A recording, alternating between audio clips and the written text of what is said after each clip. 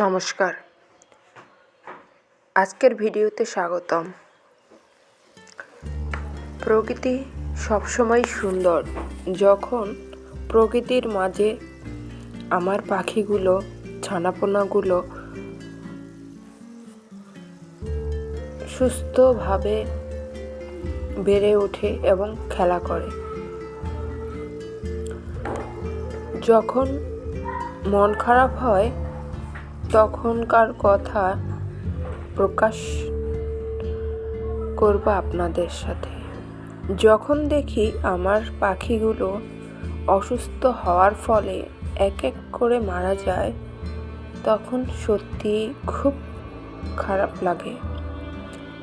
আমার এই পাখিটি একেবারে শিশুকাল থেকে আমার কাছে আছে, যেটা আমার বড় পাখির ছানা। তো সে ডিম বাচ্চা করতেছিল, তো একবার সে ডিম বাচ্চা করেছে, পরে সে হঠাৎ করেই মারা যায়। এটা কি কারণে হয়েছে জানি না। আর এই পাখিটাকে অন্য পাখিগুলোতে ঠুকরিয়ে আহত করে ফেলেছে। তারপরে আমি হলুদ লাগিয়ে দিয়েছিলাম, তবুও সে সারভাইভ করতে পারেনি। যাক, আমার ভাগ্যে এই পাখিগুলো ছিল না। আমার তবে এই পাখিগুলো খুবই পছন্দের ছিল। এই পাখিটি হচ্ছে, পূর্বেই আমি একটা পাখি দেখিয়েছি, সেটার নাম ছিল দুষ্ট। তো সেই পাখিটারই বেবি এটাও ঠান্ডাজনিত এবং বাথরুমজনিত সমস্যায় দেখুন মলদ্বারে কিন্তু অনেকটা ভিজে ভাব, সে মারা গিয়েছে। তো এই পাখিটা মা পাখি খাওয়ায়নি, এজন্য সে কিন্তু না খেতে পেয়ে মারা গেছে।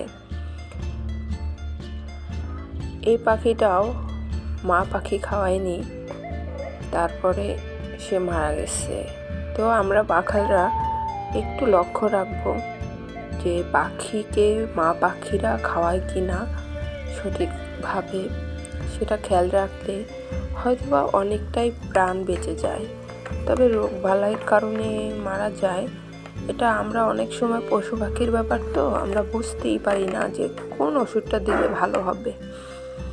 তো অনেক সময় আমাদের অসচেতনতার কারণেও পাখিগুলো, বাচ্চাগুলো মারা গিয়ে থাকে। তো এগুলো খুবই কষ্টের আমাদের জন্য। তবে একটাই শান্তি যে এতগুলো পাখির খোরাক জোটাতে পারছি।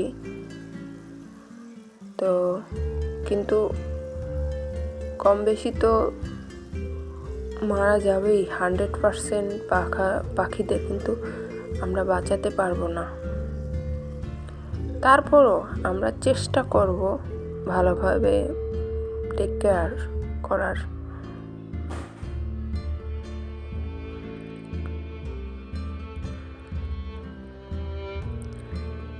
এই পাখিগুলো মা বাবা টেক কেয়ার করে নাই, তাই মারা গেছে।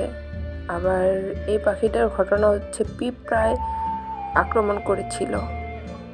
তো আজকের ভিডিও এই পর্যন্তই। আপনারা আপনাদের ছানাপোনাদের লক্ষ্য রাখুন, ভালো থাকুন, সুস্থ থাকুন। টাটা।